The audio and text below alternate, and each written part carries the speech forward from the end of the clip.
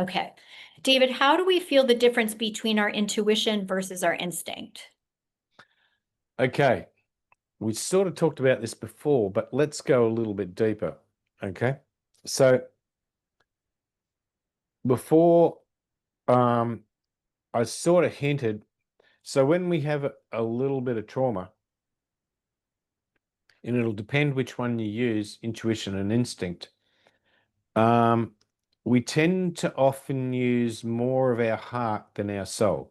Okay, so your heart is actually your interpreter. We think that all the information comes from our heart, but it doesn't. It's it's the one that says, "Hey, I need some more information here." Yeah.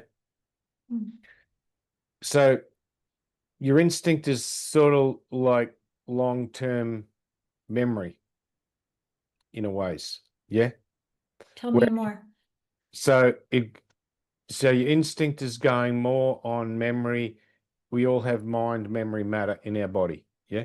Absolutely everywhere. But and also intergenerational, etc. goes back. Yeah. But you also have a lot of areas where you work perfectly in. Okay. Your instinct will tell you where you work perfectly, where you don't work perfectly, because people often identify instinct as not doing as more what you don't do, but it's a bit of both really, because your instinct is telling you where there's opportunities and where there's not, if you listen to it. Your intuition is probably a little bit more interreactive because your intuition goes all the way back to your soul. Okay. So when you use a lot of your soul energetics, mind, memory, matter, consciousness, energetics, go into all different ways that you use different magnetics and polarities, or where you go, how you go. Intuition also goes back to sequences and synchronicities, or so many different types of energetics that get shut down. Okay, because energetics is a mass. It's huge. Yeah, and we're all made of a mass of matter. Your soul takes that more into account. Your heart doesn't. Your heart just interprets what your soul is feeding the information in. Okay, so it tells you in certain times, because of what's going on,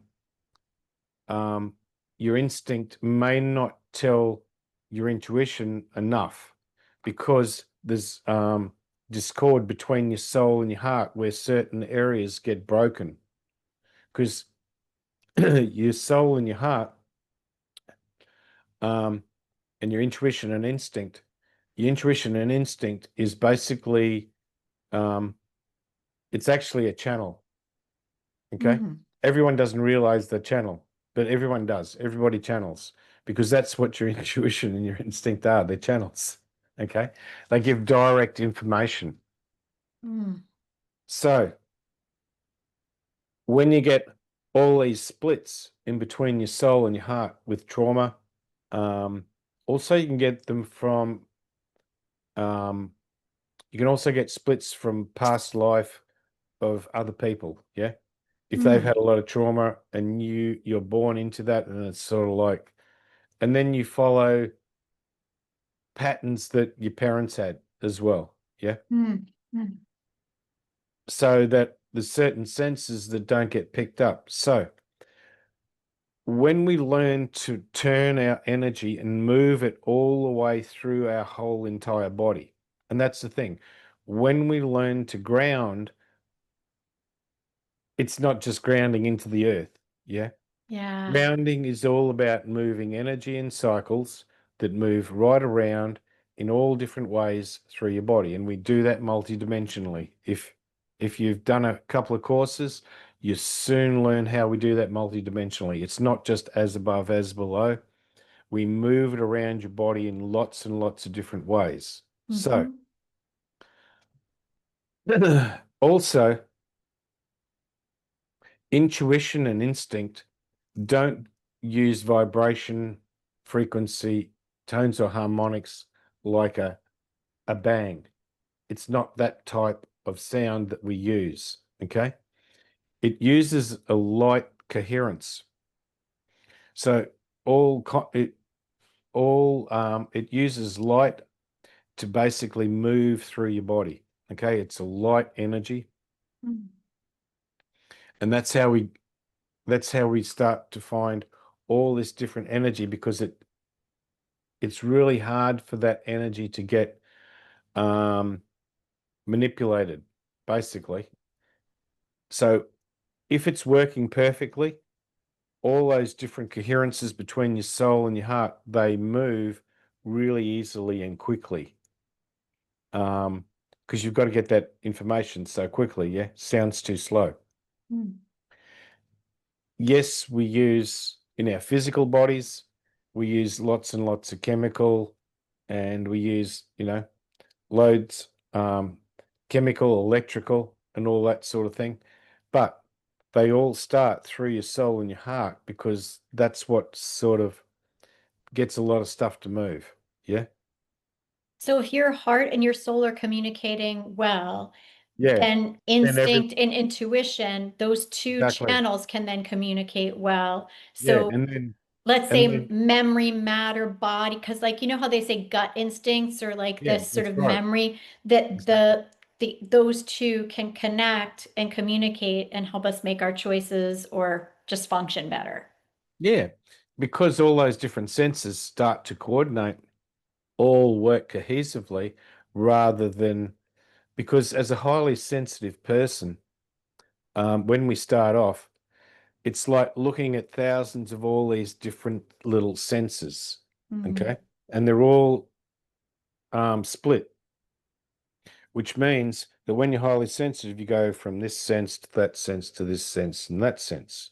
Okay. Mm. That's energetically. So as soon as we use consciousness, we start to draw all those different types of senses together. Mm. So they work as a collective connective conscious. Okay. They all work as a whole. Mm. Okay. Then all of a sudden, it's like you're like more like a computer. Yeah. You can Yeah. process all this information straight away, instantaneously, what is needed, what isn't needed, because both are Mm. equal. And then you're using different levels of conscious. So highly sensitive people do one thing. They're very good at using subconscious. So it's like a deeper conscious. Yeah. That they generally use a deeper consciousness all the time, because they're more spirit based. Mm. Okay. Mhm. So because highly sensitive people use more of that spirit base, they don't use an everyday consciousness, which collects all lots of conscious together, which means that it's like you're looking more in the past than the present quite Mm. often, which Mm. is why we're almost afraid to go forward a lot as a highly sensitive person. Yeah. So you don't have that same confidence. And it's like, as I said, when you've got all those scanners, they're all going out, Yeah. but there's a lot of reasons for that too. So it means that you're not using an intuitive and instinctive consciousness that just says, I'm safe to move. Yeah. Yeah. Does that make Yeah. sense? Yeah. Well, and So does it's that have not, it's anything to not do with like It's not the like you've got to use one more than the other. You have to use both simultaneously yeah. with your intuition, instinct, soul, and heart. And then all of a sudden, you've got this coherence with your consciousness, which is just saying, oh, yeah, it's safe. Yeah. Oh, there's a really good opportunity coming here. I better get stuck into that. That Yeah. looks fun. Yeah. You don't miss it, because if you don't, it's like, oh God, I wish I should have. Oh, I should have done that. I could have done that if I had the information. Excuse me. I could have done that. Otherwise, it's like you're behind the ball all the time. It's like, oh. Mm. Or sometimes it's a bit like you jump off the cliff and think, oh shit, I should have put a parachute on. You know what I mean? But it's Yeah. too late, Yeah. Yeah. you know, because we all have a lot of retrospective thoughts and think, oh, yeah, because it's all, and it goes into relationships as well, yeah, especially and like by relationship, I mean, first of all, we take into account personal relationships, yeah. It's sort of like it shows you that another relationship, which is because when you're highly intuitive and instinctive, you're good at picking up bullshit. Mm. But it can be on a if it's on just on a subconscious level and not an everyday level, then people who are more working on an everyday level, that has a lot of incoherence in it. It's like stuff that's not true. They talk Mm. good talk, but a lot of it's bullshit. Mm. Mm. Yeah. Yep. Yep. So you're not actually listening to all that bullshit that's going on. It's like, oh yeah, they're very nice. Oh wow, it's the person. The next thing you know, they show, well, where the hell did that come from? They're not that bloody nice after all. Mm. They've been hiding all this crap. Mm. Mm. And that's because of your intuition, and your instinct has to work coherently and use consciousness, not just on a subconscious level. And it also means that we can have a lot of stuff. It's like we keep a lot of bats in the belfry down in the subliminal conscious, which are more of, they can be ours, but they can also be rinse and repeat patterns of our ancestors. Yeah. Mm. Mm. Mm. So what we've got to do as a highly sensitive person, not go into hypersensitivity, so that we notice an everyday conscious, so that your intuition and instinct work cohesively, and then you've got an idea of what is going on right at the moment. Yes. Otherwise, you're having, you know how, what is it? What's that book? Power Now.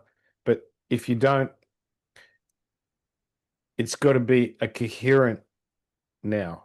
Yeah. Yeah. Because you can Yeah. have it now in the past or way too in the future. Yeah. It's got to be a current because you have I know I all was thinking about the current currency that you often currencies. talk about Right. when Yeah. everything's working in tandem, reunited Yeah. and it feels so good kind of stuff Yeah. in the So current moment. you found a current currency, because there's all these different currencies, and they're not all electrical, they're light currencies, you know. Yeah. Yeah. And they just deliver that information, and then it's like, wow, that was so easy. And then all the synchronicities just come together, and it's like, wow, that was easy. Yeah. That was fun. Let's do that some more. Yes. Yes. The work gets you there more and Yeah. more to be able to live from that place and have those things working so coherently, cohesively in tandem and current Yeah. currency. Yeah. And Beautiful. and that also have to be working simultaneously. That's the big Oh, thing. Simultaneously. excellent. Yeah. Excellent.